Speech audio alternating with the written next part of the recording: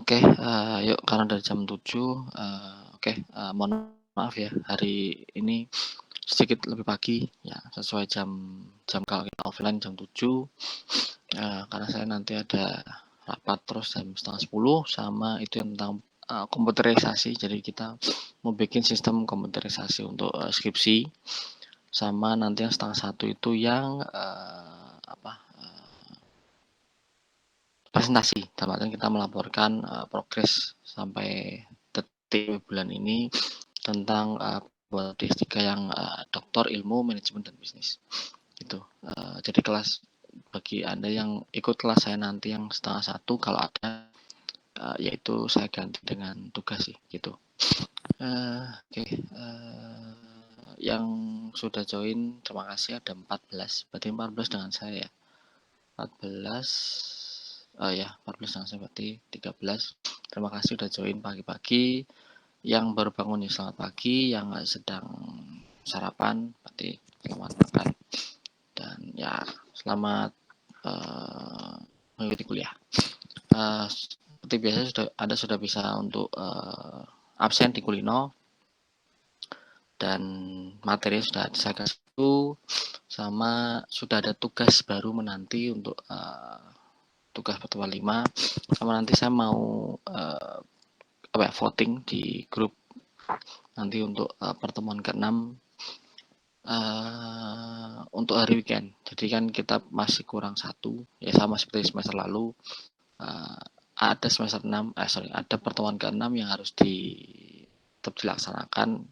Sekarang minggu depan sudah sudah pertemuan ke-7 dan Anda itu sudah UTS di tanggal 19 April. Karena tanggal 12-nya itu untuk yang mata kuliah praktek. Tanggal 19-nya Anda yang mata kuliah teori gitu. Nanti Sabtu atau Minggu lah. Voting mau jam berapa aja. Yang ya mata kuliah saya yang sebelumnya sudah ngambil itu Sabtu jam 1 sama Minggu 9:30 gitu. Ini nanti voting di grup. Oke,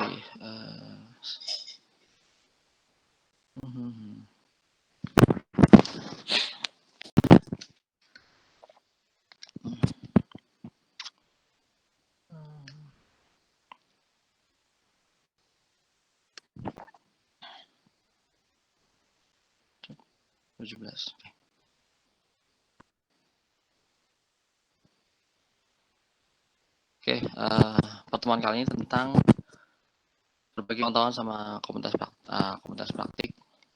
praktis lah ya, dalam artian komunitas atau circle kecil, misalnya kelompok pekerja gitu. Komunitas praktik seperti itu. Dan cara berbagi pengetahuannya. Kan kalau yang kemarin-kemarin kan kita kayak masih data mining lah, jadi mengumpulkan data, collect data, mengubah menjadi informasi, dan yang dari informasi itu menjadi pengetahuan. Nah, di sini cara membaginya lah. Berarti kan kalau sudah menjadi informasi, sudah menjadi pengetahuan, kemudian diinternalisasi, berarti digunakan oleh si institusi atau si perusahaan atau si organisasi misalnya gitu, dan ditransfernya kepada user, berarti bisa karyawan. Kalau kita bicara Udinus, perguruan tinggi atau Udinus itu, berarti si pengetahuan ini sudah menjadi sudah menjadi sebuah software, sudah menjadi sebuah website gitu yang bisa digunakan oleh usernya berarti kawan, mahasiswa dan semuanya gitu. Ya ini tujuan pembelajarannya mengetahui komponen kunci komunitas praktik, menyebutkan fase utama dalam siklus hidup komunitas, menjelaskan peran dan tanggung jawab di dalam komunitas praktik, menganalisa alur pengetahuan di dalam komunitas praktik, menjelaskan bagaimana komunitas dapat terkait dalam memori organisasi. Kalau masih ingat memori organisasi ya berarti kayak Kulino itu memori organisasi, Siadin itu juga memori. Karena kan di dalamnya kita bisa dari dosen bisa memberikan materi di sana, semua terekam di dalam situ, ada lognya, materi, absensi, tugas, bahkan untuk ujian pun semua bisa di sana. Bahkan kalau yang Siadin itu juga dulu bisa dipakai untuk proses bimbingan kalau nggak salah. Tapi sekarang mau dibuat sistem yang baru gitu. Kemudian kalau dari sisi dosen, bisa juga untuk menyimpan, file-file, institusi macam-macam di sana. Itu yang disiapin gitu. Jadi ya itu adalah memori organisasi. Pendahuluan sebelumnya kita bicara tentang penangkapan dan juga kodifikasi, yaitu setelah pengetahuan ditangkap dan juga dikodifikasi, selanjutnya dibagi, di-share pengetahuan itu dan disebarluaskan ke seluruh organisasi. Jadi sudah dipakai, sudah diinternalisasi, sudah digunakan dan disebarluaskan. Dalam artian kalau ada sistem yang baru, ada itu kan berarti harus ada nanti pengenalan software, apakah mungkin nanti diperlukan pelatihan untuk penggunaannya, cara-caranya itu kan gitu. Kemudian knowledge worker, kita bicara kemarin itu menghabiskan 15-35% waktu kerjanya untuk mencari informasi. Ya, berarti kan ini runtutan sebelumnya. Jadi knowledge worker itu kan berarti teknisinya, kita bicara teknisi. Kita bicara programmer, laboran, orang yang berada di balik pembuatan si MP ini, knowledge management KM ini. MP. Nah, itu menghabiskan 15-30% ya menurut dari buku, dari secara umum, dari jurnal-jurnal pun rata-rata secara teori 15-30% untuk mencari informasi, dari data menjadi informasi itu kan. Dan tidak hanya mencari dari pengetahuan yang masih tacit, yang belum bisa dibahasakan, masih mentah gitu kan, masih belum bisa dibuat menjadi sebuah kalimat, ya masih yang pertemuan sebelumnya tentang tacit, tetapi pengetahuan eksplisit itu juga karena kan persentasenya sedikit. Tacit itu 80% masih tacit, eksplisit 20%. Tapi pengetahuan eksplisit pun walaupun sudah ada bahasanya, sudah bisa dipublish, sudah ada di dunia maya maupun ada mungkin buku dan dokumennya, tapi kan pengetahuan yang masih eksplisit ini pun walaupun sudah seperti itu juga sulit untuk ditemukan. Misalnya menemukan pakarnya, misalnya menemukan sumber data buku atau dokumennya, atau ya hal seperti itu. Tetap harus ya sama lah kayak kita belajar, walaupun pengetahuan itu sudah ada, ilmu itu sudah ada, tapi kan tetap kita harus mencari jurnal-jurnalnya, mencari bukunya, mencari sumber aslinya, mencari macam-macam. Itu juga sulit ditemukan untuk yang eksplisit. Tapi relatif lebih mudah daripada tacit.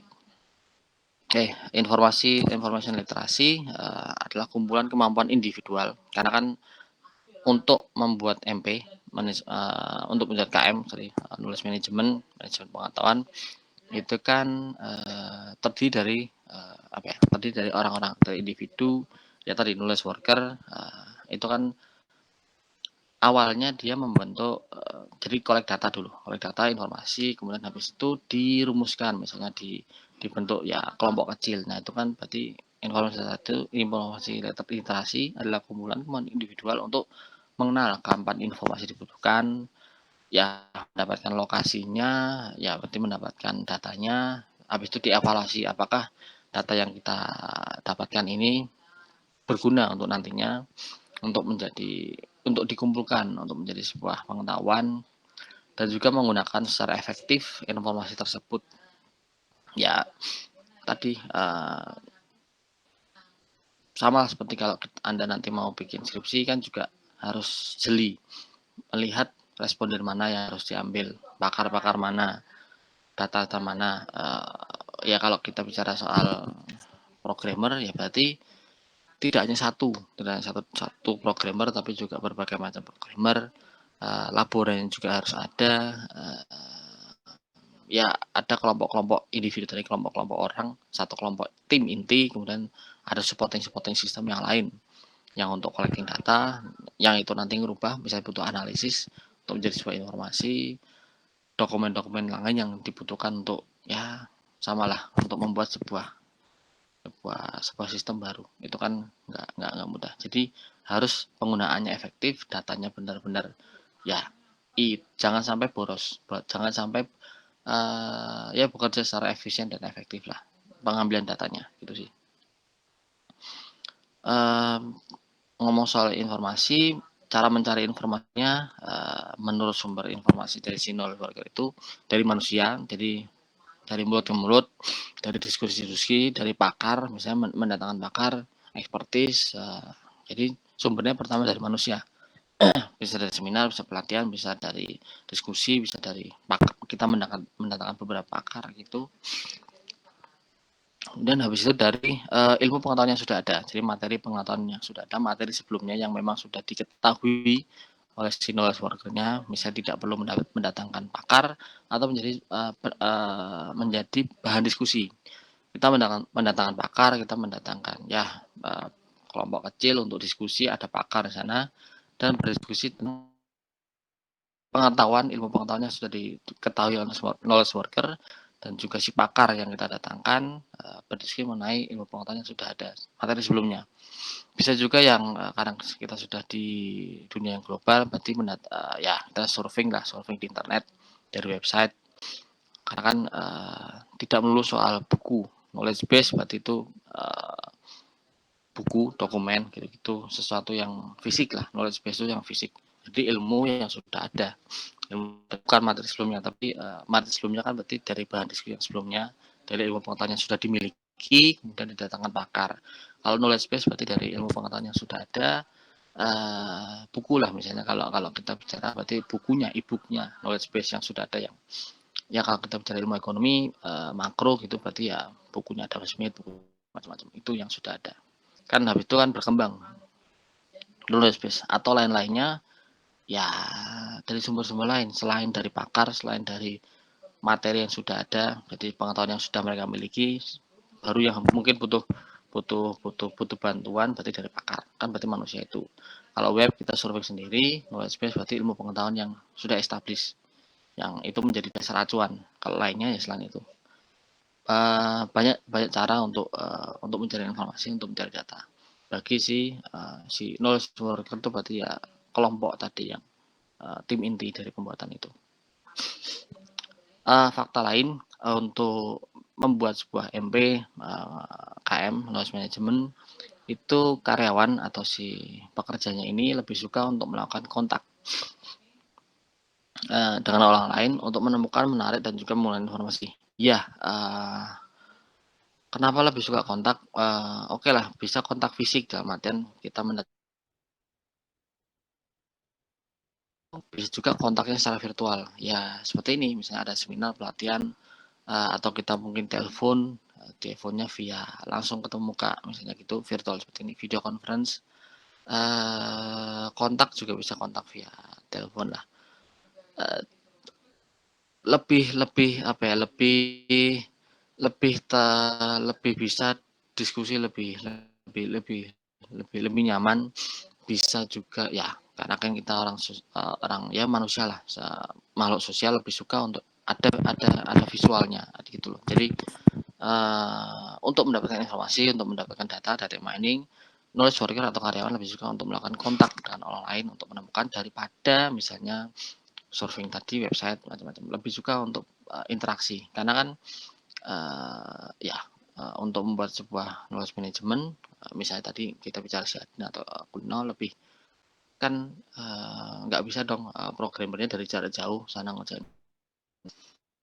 Sambil berjalannya waktu selama 6 bulan atau satu tahun ya tetap ada kontaknya, tetap ada periode tertentu yang harus kontak visual, entah via Zoom gitu atau via Google Meet, ya video conference lah, atau didatangkan langsung ke lokasi untuk membenarkan, untuk meneliti. Itu sih. Berbicara dengan orang lain merupakan aktivitas pembelajaran yang bernilai tinggi, ya karena langsung bersentuhan, langsung bertemu, sebagai transfer pengetahuan yang tajid misalnya yang masih belum diketahui, yang sulit ditranslasi, yang sulit dirubah, ditranslasikan menjadi eksplisit. Jadi makanya ya kayak mentor lah, biasanya mentor itu kan harus dekat, harus mendampingi. Dan pembelajaran dari ini adalah peristiwa kejadian sosial, makanya harus kontak. Komunitas praktik adalah kelompok orang yang memiliki kesamaan identitas, ketertarikan atau minat profesional. Jadi dia untuk kerja yang dibutuhkan untuk berbagi, berpartisipasi dan juga membentuk persekutuan. Ya, membentuk persekutuan itu tadi yang saya bilang kelompok kecil, circle inti untuk kerja. Bukan dari pekerjaannya, bukan dari dalam artian kerja barengnya, tapi goalsnya. Kelompok itu dibuat, kelompok kerja ini dibuat, tim ini dibuat untuk nanti membuat sebuah program A, program B, program C. Yaitu kayak yang nanti pagi dari minggu lalu sebenarnya itu yang bikin sistem untuk komputerisasi skripsi. Ya udah, itu kalau tim intinya nggak hanya dari orang ekonomi, ada juga orang dari TI, dari fakultas lain itu, terus pakar dari ya programmer dari tempat lain juga. Ya itu yang di situ. Kita dari para dosen berarti menjelaskan permasalahannya, ide-idenya dari orang programmernya. Dibuat nanti template-nya apa aja yang ya kan butuh itulah coding-codingnya dan juga template-templatenya, sama lah kayak bikin web kan juga itu, bikin blog, penempatannya gitulah, desainnya juga dari desainer juga ada gitu, itulah. Dan kelompok orang ini dengan resource bersama ya biasanya multi lintas disiplin, memiliki hubungan yang dinamis, harus solid, yang berkumpul untuk menggunakan pengetahuan bersama untuk meningkatkan pembelajaran dan juga menciptakan sebuah nilai bagi kelompok tersebutnya. Ya, karena kan nanti hasilnya adalah sebuah, misalnya kalau KM close management berarti ya apa, software sesuatu yang bisa dipakai bersama. Nah, itu ada hasilnya gitu. Komunitas maksudnya kelompok yang dibatasi oleh geografi, bisnis, dan juga batasan lain, melainkan kesamaan tugas, ya tadi punya tujuan, kesamaan tugas, konteks, dan juga minat, ya, interest untuk membuat itu. Itulah. Praktik komunitas ini kan komunitas praktik, maksudnya adalah knowledge in action, bagaimana individu benar-benar melaksanakan pekerjaan sehari-harinya. Ya kan kita juga ada report harian, dapat mingguan, bulan, dan nanti di SK-nya itu berarti misalnya buat 6 bulan itu ditargetkan di bulan ke-6 jadi itu misalnya. Bukan kepada bagaimana pekerjaan dilakukan, tapi pekerjaan sehari-harinya. Jadi ya gitulah. Beda, karena kalau pekerjaan yang dilakukannya berarti saya desain, saya ini bukan terus berarti komunitasnya komunitas desainer, komunitas ini enggak, tapi pekerjaan sehari-harinya digunakan untuk nanti goalsnya ke sana. Jadi kerja timnya bukan kerja per orang atau bagaimana ngerjainnya. Orientasi KM seperti yang sudah harusnya Anda tahu, KM knowledge management atau manajemen pengetahuan itu berbasis dan juga berbasis interaksi, karena kan tadi ada pekerja sosial, makhluk sosial tadi harus ada kontak erat, kontak visual lah, berkontak dengan orang lain, dan juga itu kan juga mencari data yang akhirnya menjadi informasi untuk menjadi pengetahuan.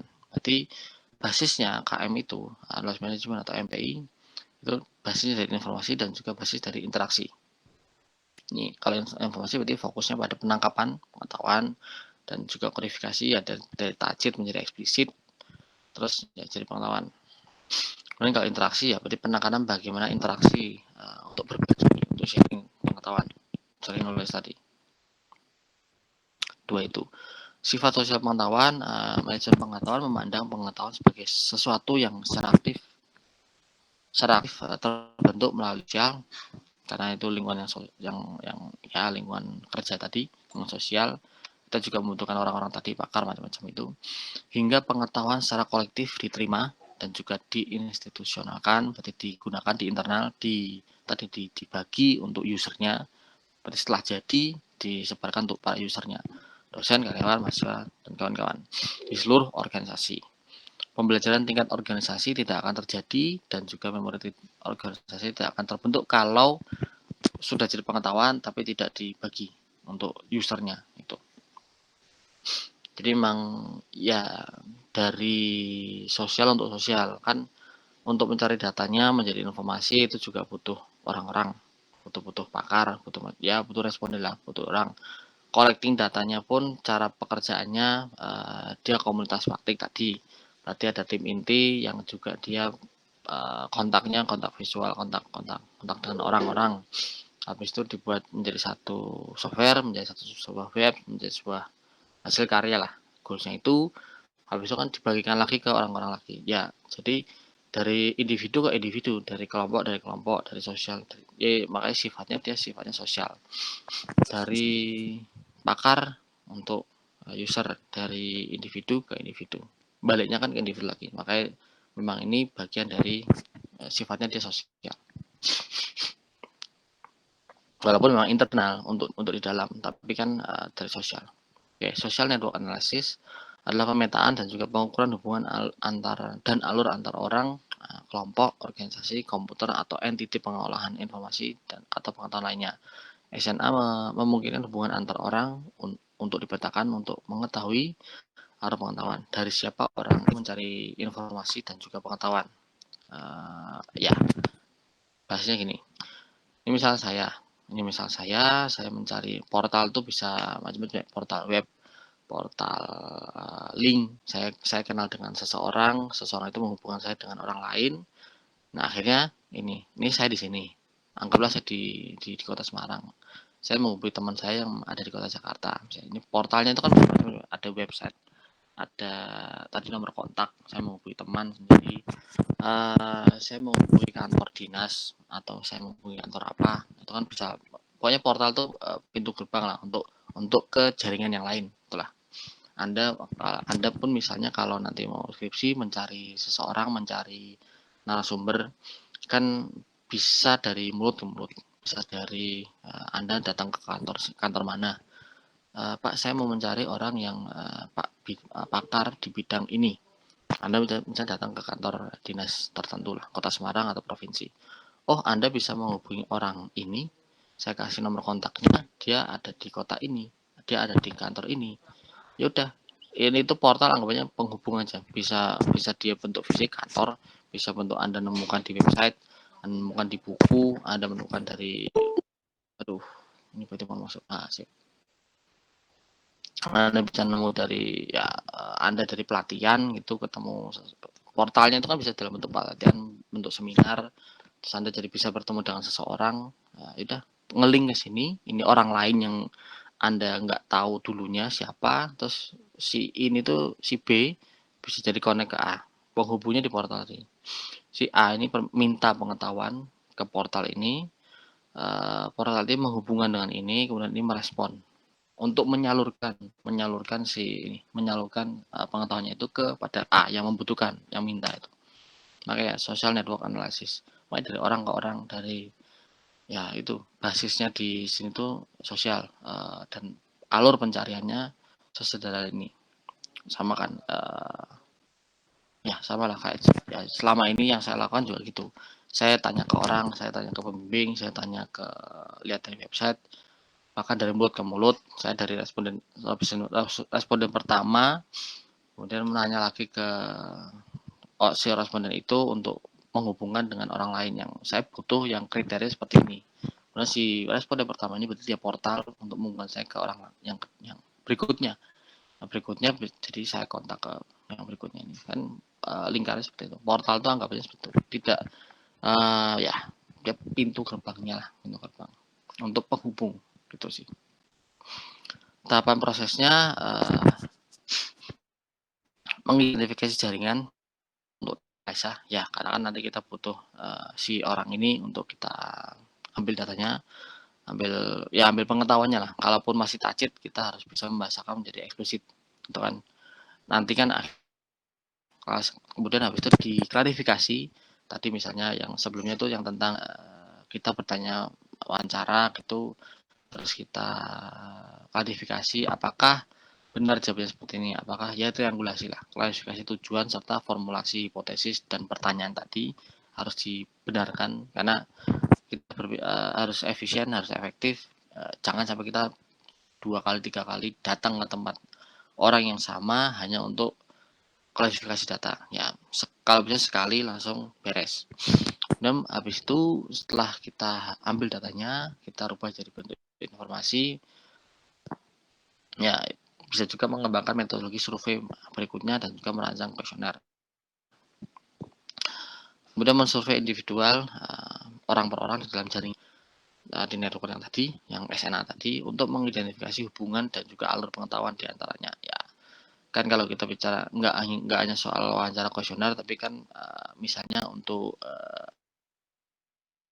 pakar di bidangnya yang nanti bisa membantu untuk program kita. Kemudian bisa menggunakan perangkat SW itu software untuk memetakan jaringan. Ya ada itu di luar ranah saya, itu biasanya orang-orang programmer sih, orang programmer yang paham untuk nanti membuat ya itulah, membuat si software tadi, untuk membuat yang hasilnya. Dia punya perangkat tertentu yang dari data-data tadi, ilmunya itulah untuk nanti menjadi sebuah hasil karya. Itu biasanya orang programmer. Menganalisa peta untuk permasalahan, ya kita punya kadang pakai roadmap ya, ya kan si kita punya masalah nih, kita punya kan kita breakdown masing-masing tujuannya, apakah dari kita baik kadang dari dosen, dari arah pengelola, dari arah pengen pengumpulannya gimana, pengen dari sisi mahasiswa gimana. Kita pecahkan nih rantai kusutnya di mana, benang merahnya tuh oh ini linknya, itu kan kita breakdown, oh berarti nanti di dalam softwarenya kita butuh ini yang dari sisi interface, yang untuk dari sisi dosen, untuk sisi interface mahasiswa gini, ngelink buka linknya pengelola dari chat gitu ini. Nah dari sisi yang publish ke yang berarti koordinator, berarti kayak gini gitulah, kan beda-beda.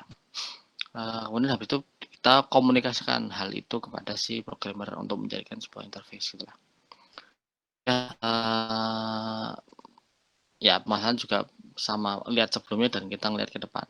Sebelumnya yang terjadi ini, kita pengen di dalam software ini lagi sebelumnya kita bikin yang software baru, apakah tantangan elektronik yang udah sertifikasi nasional, kan itu ada PSN, PSRE, Badan Standar Sertifikasi Nasional. Itu kan berarti nanti bentuknya barcode, dan barcode itu harus bisa dicek keabsahannya dengan pakai aplikasi yang khusus dari pemerintah juga. Ya kayak dokumen-dokumen pemerintah lah, nanti ke situ. Merancang dan juga mengimplementasikan tindakan untuk membuat perubahan yang diinginkan dan juga memetakan kembali. Jadi ada evaluasi terus ya, kayak ya tadi ya 1.1, 1.2 itu kan beta version lah. Ya, kita dalam suatu periode tertentu harus dievaluasi lagi, apakah ada ya gitulah, sesuatu yang kayak gitu harus kita update terus lah. Ya kan itu kan anggapannya sama kayak software lah, sama kayak aplikasi yang di handphone atau di laptop, harus ada updating terus, harus ada update terus gitu sih. Komunitas berbagi pengetahuan, karakteristik komunitasnya itu joint enterprise, sesuatu yang mengikat anggota bersama. Ya, kita menjadi satu tim kerja itu karena punya tujuan yang sama, mau sama-sama mau, ya kadang juga ditunjuk, kadang juga memang punya interest yang sama.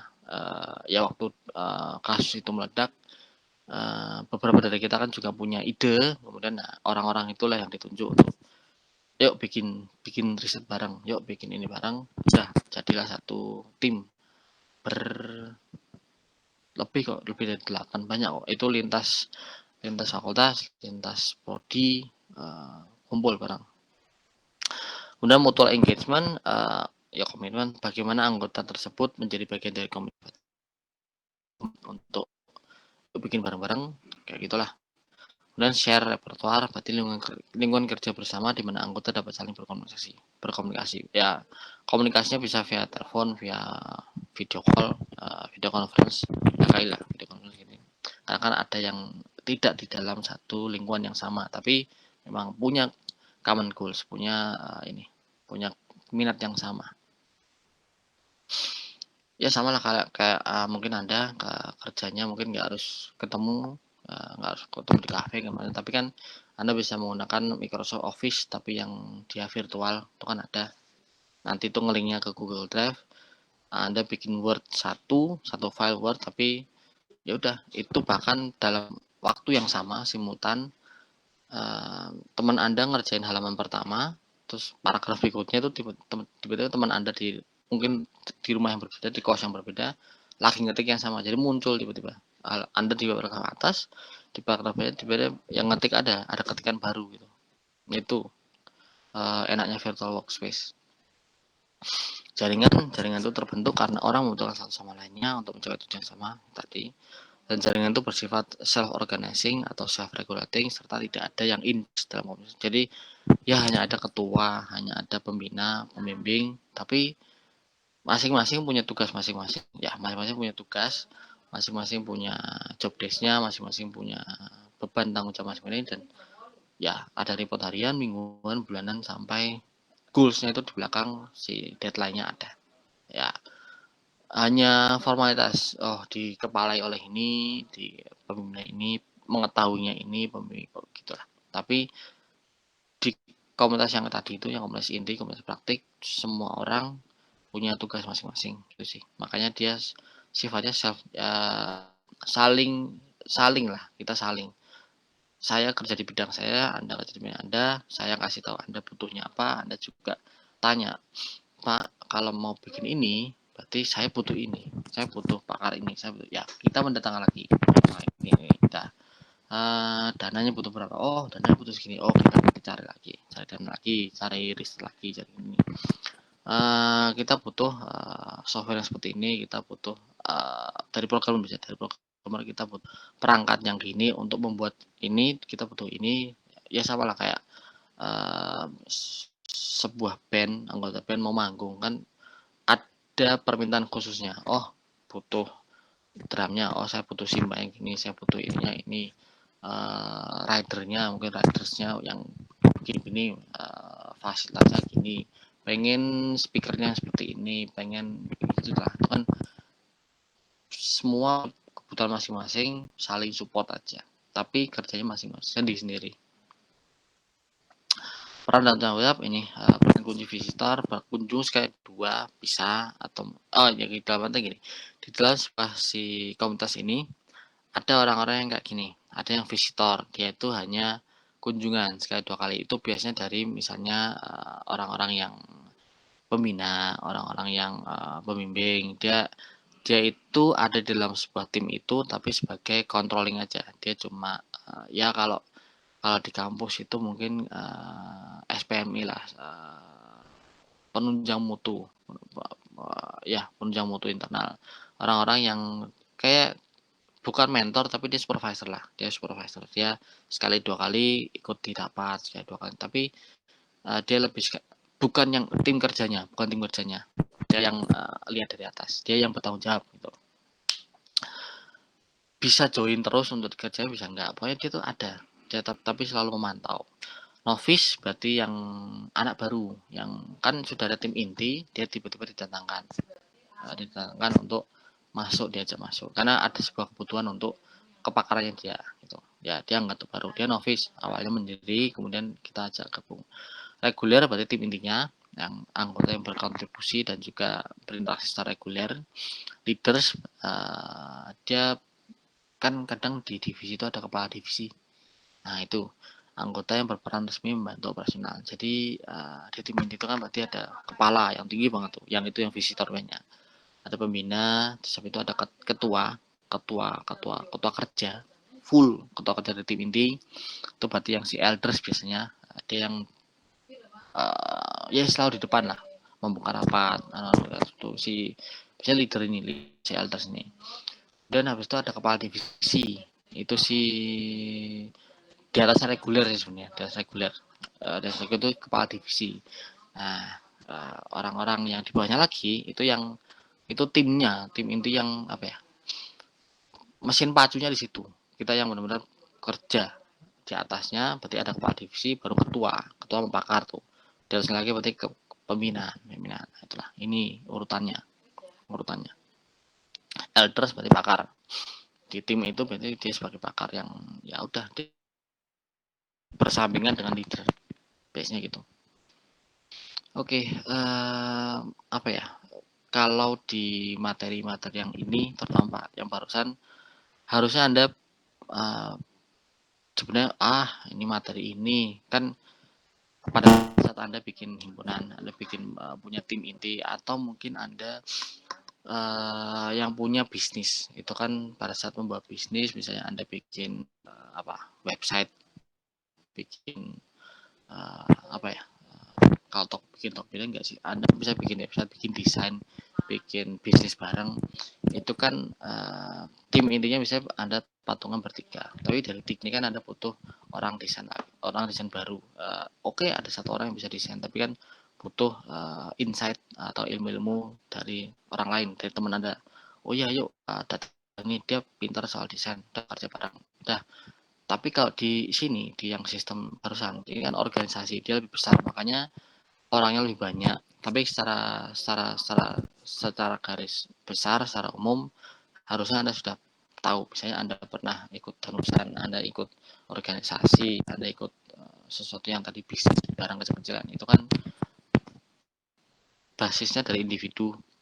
Anda mau bikin website, Anda mau bikin Instagram tentang kerjaan Anda, bisnisnya, mau bikin bahkan dari sponsor pun kan ada tim inti, tim kecil yang memang dia ya baranya di situ, dia kerjanya ulet banget untuk nanti ya. Kalau di sini daerahnya pengetahuan, kalau di Anda berarti goalnya bisa sponsor, berarti cari dana bantuan gitu sih. Intinya kan ada paling utama ada leadersnya tadi. Cari data berarti mungkin Anda cari di bisnis, berarti cari mungkin mencari pasar kan, berarti Anda tes produk dulu. Itu kan data-data yang bisa nanti Anda kan pada saat Anda tes produk, Anda bisa juga melancarkan atau bertanya bagaimana tentang produk ini, bagaimana tentang apakah, kan bisa tanya juga, Mas atau Bu, Mbak umurnya berapa, suka nggak kalau kita bikin ini. Kalau di sini berarti kan kita bikin software, kita sudah punya masalah. Kalau Anda berarti misalnya mau tes produk, mau jualan lah. Tapi intinya dari si kelompok ini, kali ini intinya lebih ke arah ke komunitasnya. Nah, ya tadi sama sih susunannya. Dari si A mau minta ke portal untuk ketemu B, B-nya nanti bisa ketemu A. Sama kayak butuh Anda mau bikin seminar lah, kan berarti Anda si A nih, tanya ke seseorang untuk menghubungkan dengan B ketemu sama A. Gitulah, sama sih. Intinya kan di dalam ini kan lebih fokus ke si komunitasnya, berarti si tempat, si ya kelompok kerjanya lah, kelompok kerjanya. Harusnya Anda tahu. Cuma ini lebih ke manajemen, lebih ke itu sih. Tapi secara inti ini harusnya Anda paham. Ada orang yang dia sebagai pembina. Berarti pembina itu mungkin kalau di kalian, kalau di bisnis berarti pendonor, berarti donatur utama, itu sponsor yang dia kan cuma sekali 2 kali, datang sekali 2 kali. Novice berarti orang-orang yang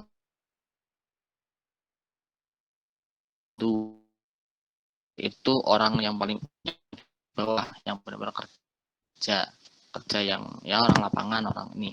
Si leader itu biasanya mungkin yang nanti akan menjadi kepala toko misalnya, atau ya orang operasional, orang yang nanti akan jadi kepala toko, kepala cabang. Terus ini dia di atas. Pakar itu orang yang Anda datangkan sebagai konsultan misalnya, kan itu sini konsultan untuk bidang. Kalau Anda F&B berarti konsultan untuk suppliernya, itu kan orang jelas. Habis itu kepala untuk brandingan. Kalau misalnya bicara soal mau pemasaran kan di situ. Dan di atas yang kerja itu yang bawah-bawahnya. Ini anak baru, ini yang sponsor, itu yang cuma datang sekali 2 kali. Kadang ya sebulan sekali, seminggu ya 2 minggu sekali dia cuma datang, cek laporan keuangan, cash flow, dan gini. Kalau ini kan kita bicara soal organisasi berarti beda. Kalau kita bicara soal dagang, kira-kira kan urutannya mirip-mirip gitu sih. Tugas sudah ada di Kulino. Tugas pertemuan kelima 7:30 ya. Kali ini saya lebih cepat karena saya juga ngejar untuk turun jam 9 lah. Jam 9 sudah harus standby, 9:30 ya biasa pembukaan macam sampai duhur. Bisa saya rapat lagi yang lain sampai sore lagi. Gitu sih. Mohon maaf saya nggak bisa lama-lama dan ya bentar lagi kita akan UTS. Model ujiannya mungkin kayaknya masih buat kayaknya ada opsi untuk pilihan ganda, tapi kayaknya nggak, mungkin nanti kecaper ya gitu sih. Berapa soalnya belum bisa dikasih tahu, mungkin ya 5 sampai 10 nggak tahu sih. Itu nanti tergantung koordinator maunya berapa, apakah mau ngeluarin yang sistem jawaban pendek atau dia mau jawaban panjang. Yang penting kan dari kita para dosen ngasih, tapi kira-kira mungkin 5 sampai 10, waktunya mungkin ya 90 menit kali ya, atau pakai 120 apa 90, atau dimentokin sudah sampai misalnya ini jam 7 sampai setengah 10, dimentokin 2,5 jam, nggak tahu. Tapi nanti kembali lagi masing-masing. Yang penting siap-siap ya semua materi di download, buku kayak sudah tak kasih, ya itu dibaca-baca aja. Kira-kira nggak akan UTS-nya mudah-mudah saja, Pak. Yo, nggak tahu dari saya kan soal gini, mungkin Anda bingung ya. Soal itu bukan dari saya yang bikin. Saya dan kan gini, mata kuliah MPI itu terdiri dari berbagai macam berbagai dosen. Misalnya ada 5 atau 7 lah. Dari 7 ini ada koordinator satu apanya, ya, si leader atau elder, itulah dia di atas. Kami para dosen ini berenam nyetor soal ke ketua koordinator. Nanti yang menentukan mau berapa soalnya model apa, jawabannya apakah panjang atau UTS tanggal berapa, tanggal 19. Suratnya kayaknya udah muncul ya, nanti saya kasih surat edarannya udah muncul tanggal 19 yang teori 19 sampai 2 minggu ya nggak salah. Jadi minggu depan tuh pertemuan ke-7, terus minggu depannya lagi itu sudah UTS, tapi UTS untuk yang mata kuliah praktek. Jadi kan yang ada yang praktikum lah, yang praktikum itu duluan, habis itu baru teori 19 gitulah. Ya soal gila. Jadi koordinator yang menentukan soalnya berapa jumlahnya, modelnya kayak gimana, apakah pilihan ganda, apakah kayak gini isian, ujian pendek, ujian panjang, soalnya yang mana yang dikeluarkan dari 6 ini yang store itu semua yang koordinator yang menentukan. Saya dan juga teman-teman lain, teman-teman dosen cuma bisa store soal sama store kunci jawaban. Nanti yang keluar yang mana sama gitu sih. Jadi saya cuma bisa cuma bisa menentukan ditulisnya 90 menit, misalnya jam 7 sampai berarti jam 8.30, tapi saya punya hak untuk ngumpulin sampai setengah 10 aja, jadi panjang sejam itu dari saya itu. Tapi kalau dari soalnya kan kadang ada 90 menit, berarti 7 sampai 8.30. Saya boleh membuka sampai pengumpulannya boleh sampai jam 9.30 gitu sih, hanya bisa. Dan nanti penilaian berarti saya, tapi sudah ada kunci jawabannya gitu sih. Nah, kunci jawabannya dan macam-macam itu dari koordinator semua itu deh. Dan berarti kewajiban berarti yang cuma bisa saya ini kan tugas, dan tugas-tugas itu tolong kerjakan dengan baik yang nanti untuk membantu UTS atau UAS. Kalau misalnya Anda jeblok, misalnya ya nilainya rendah, kan dari tugas itu bisa membantu naikin dikit, walaupun persentasenya nggak sebanyak UTS dan UAS. Untuk absensi sih kayaknya yang kali ini nggak terlalu diperhatikan, kan masih ujian gitu sih. Oke, udah kelamaan, saya tutup aja. Selamat pagi semuanya, selamat beraktivitas. Kita ketemu weekend ya, nanti Sabtu atau Minggu. Nanti saya minta voting maunya hari apa, sama ya udah sama berapa jam yang diambil sama kelas yang lain. Itu sih. Nanti Sabtu Minggu untuk pertemuan ke-6, absen di weekend itu, sama kita ketemu lagi berarti Kamis tanggal jam 7 minggu depan, pertemuan ke-7 sebelum UTS gitu ya. Saya tutup aja kelasnya, saya tutup. Wabillahi taufiq wal hidayah. Wassalamualaikum warahmatullahi wabarakatuh. Waalaikumsalam warahmatullahi wabarakatuh. Waalaikumsalam warahmatullahi wabarakatuh. Terima kasih, Pak.